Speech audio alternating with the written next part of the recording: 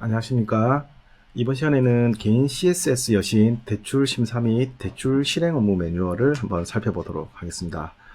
자, 대출 심사를 할 때 처음에 우리가 대출 한도 산정을 해야 됩니다. 여기서 매뉴얼에서 보면 차주의 무보증, 우리 신용대출 한도는 어떻게 산정하느냐에 대한 공식들이 나와 있는데, 자, 내용이 아주 복잡해 보이지만 핵심만 한번 살펴보도록 하겠습니다. 자, 결국 우리가 궁금한 건 신용대출 가능 한도가 얼마냐인데, 자, 이걸 계산하기 위해서는 차주의 신용대출 기초한도에서 어떤 항목을 더하고 빼고 해서 계산을 하게 됩니다. 차주의 대출 기초한도는 이번에 보시면 우리 12등급별 가중치를 부여해서 전산에서 자동적으로 신용대출 기초한도를 산출하고요. 이 신용대출 기초한도에서 더하고 빼서 산출한다고 했습니다. 자, 차감하는 항목을 보면, 자, 차주의 당행 총 여신, 본권을 제외하고 현금 서비스는 포함을 하고요. 그리고 타 금융기관의 여신, 그리고 신청일 현재 차주의 보증 채무 부담액의 50% 차감을 하고요. 타 금융기관의 보증 채무 부담액의 50% 차감을 하고요. 그리고 차감하지 않고, 자, 이거는 이제 더하는 항목들이 있습니다. 한번 볼게요. 당행 담보 유효가, 그리고 타행 담보 유효가 또는 담보 가액, 그리고 회수 예정인 타 금융기관의 여신 금액. 자, 이런 부분들은 이제 이 기초한도에서 차감하지 않고 오히려 더하는 항목이라고 보시면 되는데, 자, 기본 원리는 이렇습니다. 차주가 들고 있는 당행 및 타행의 대출은 차감을 하고요. 여기에 담보가 되는 건 이제 신용이 아니니까 더하게 돼 있습니다. 그리고 차감할 때 여기 채무 부담 금액의 50%라고 되어 있는데, 자, 이건 흔히 우리 보증 쓴 걸 얘기하는 거예요. 연대 보증인 입보한 그 금액의 50%를 차감한다라고 보시면 되겠습니다. 일반적인 개인은 채무 분담금이 없는 경우가 많고요. 보통은 우리 법인의 대표자인 경우에는 회사에 대한 연대 보증인으로 입보가 된 경우가 많습니다. 그래서 그런 분들은 보증 금액의 50%를 이제 대출이 있는 거, 신용 대출을 한도에서 차감을 한다라고 보시면 되고요. 그래도 실무적으로 보면 우리 법인의 대표자께서 오셔가지고 본인의 개인 대출을 신청하면 생각보다 대출 한도가 안 나오는 경우가 많습니다. 자, 그 이유가 지금 설명드린 바와 같이 채무 부담 금액이 많은 경우에는 우리 신용 대출 가능 한도가 결국은 차감되는 항목이 많기 때문에 안 나올 수도 있다라고 보시면 되고요. 우리 부산행의 무보증 신용 대출 한도는 상한선이 있습니다. 나오면은 이 한도를 뭐 10억, 20억 다 부여하는 건 아니고요. 말 그대로 우리 신용의 한도이기 때문에 맥시멈은 1억 원까지로 한다라고 보시겠습니다. 1억 원까지가 신용대출 가능 한도라고 보시면 되고요. 다만 상품에서 별도로 정한 경우에는 그 상품을 따라간다. 상품별로 별도 한도가 부여된 경우에는 그 기준에 따라간다 라고 보시면 되고요.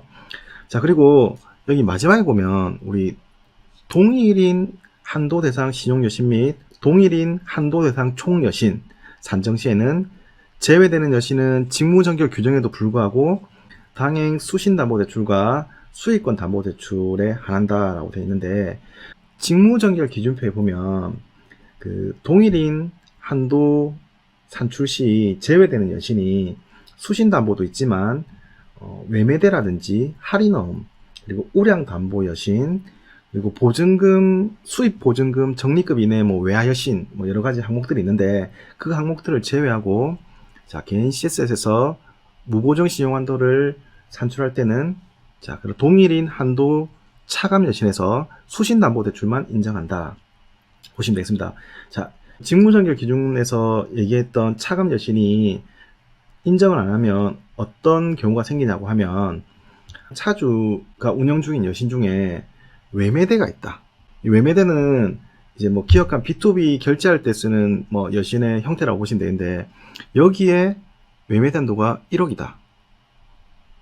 그러면 신용한도가 안 나올 수도 있겠죠.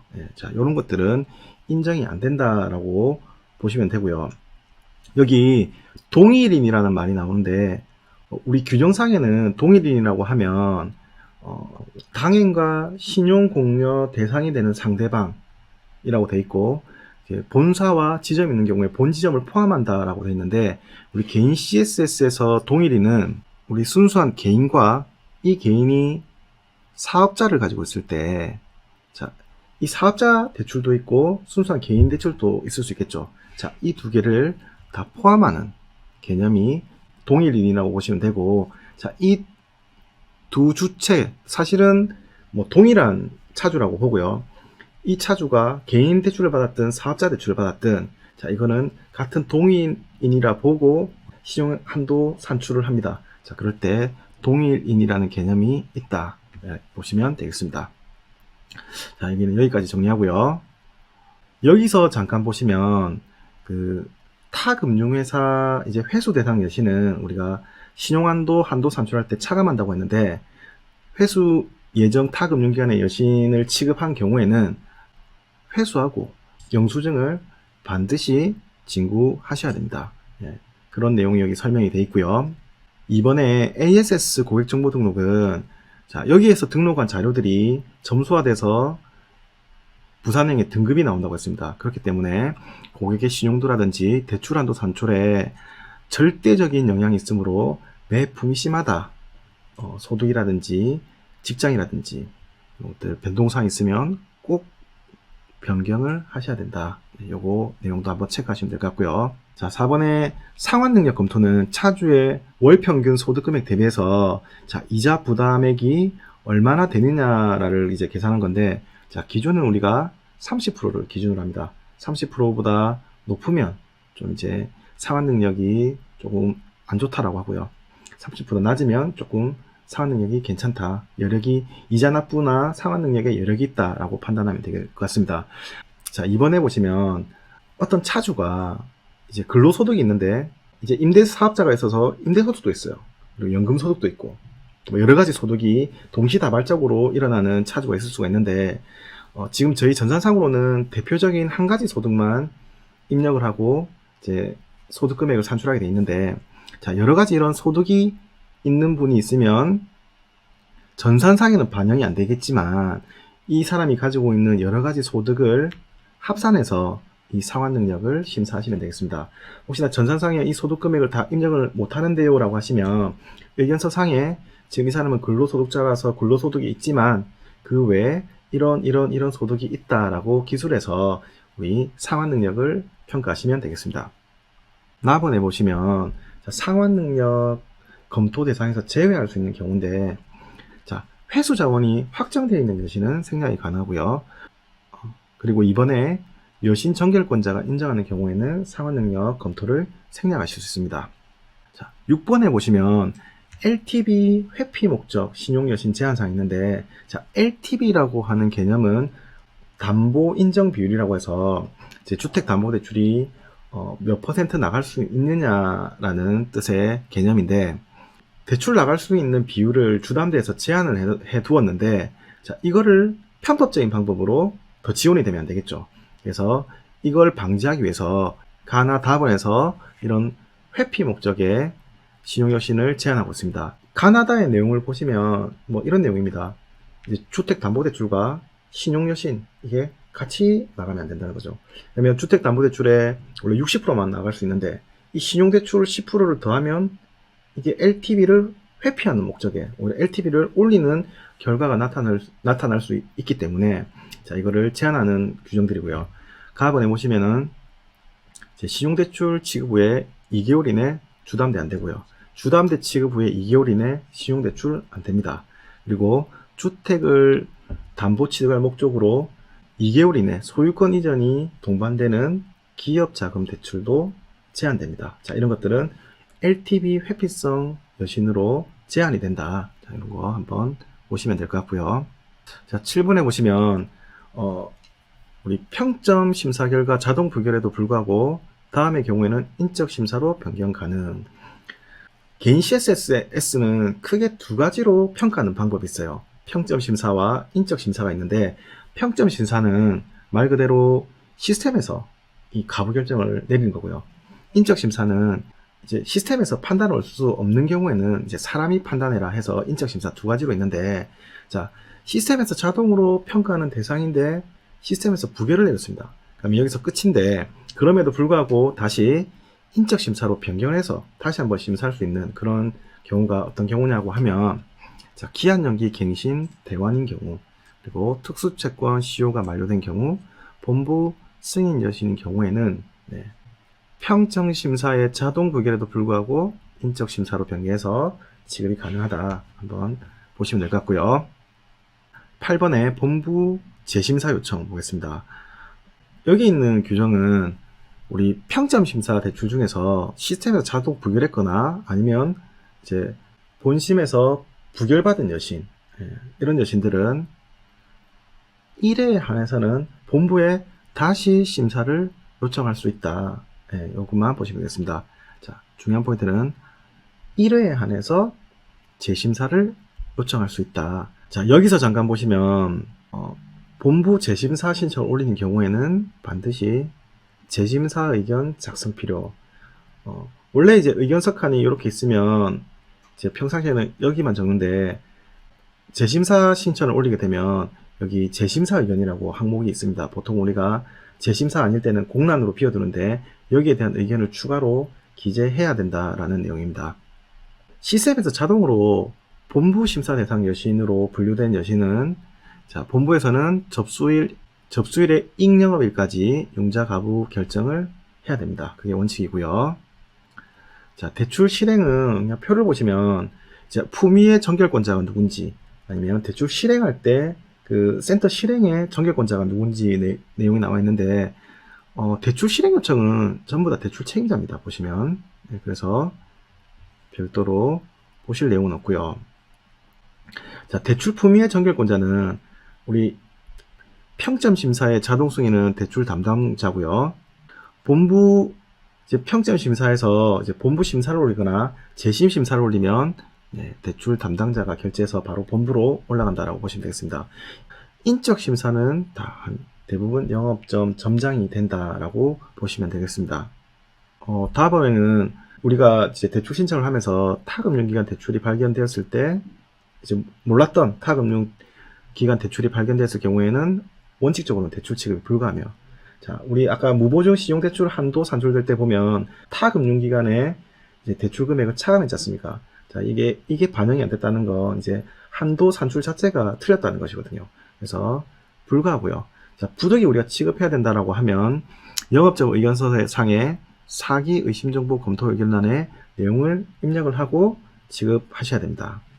여기 사기 의심정보 검토 의견을 적으란 말은 이제 원래 있던 대출인데 발견을 못한 게 아니라 이제 이번 본건과 지급할 때 다른 대출 신청과 맞물려 가지고 부산은행과 타금융 간에 이중으로 대출 신청이 돼서 나갈 수 있다 이 말이죠.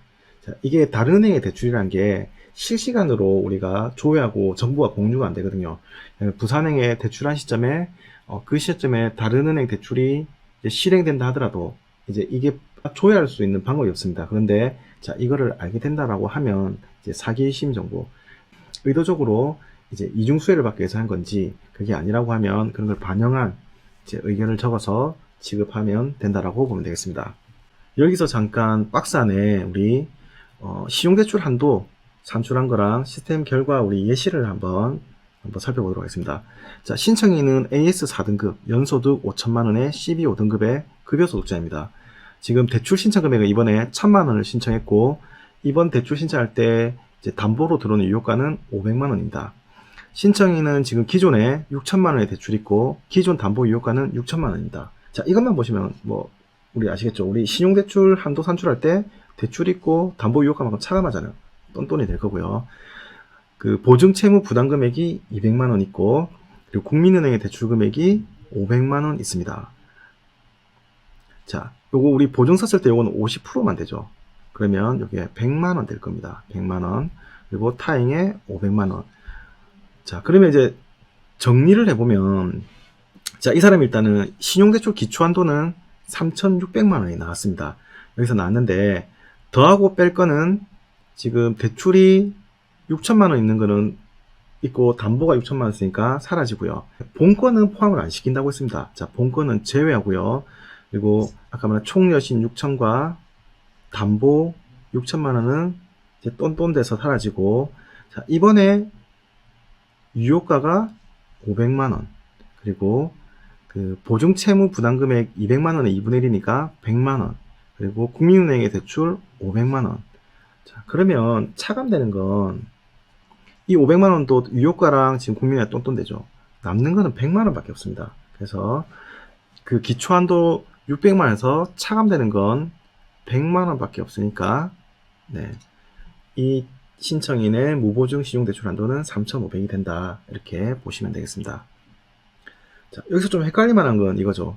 이제 본건의 대출 신청 금액은 포함 안 되지만 2천만 원은, 하지만 유효가는 포함이 된다. 네, 요거 이렇게 한번 확인하시면 되겠습니다.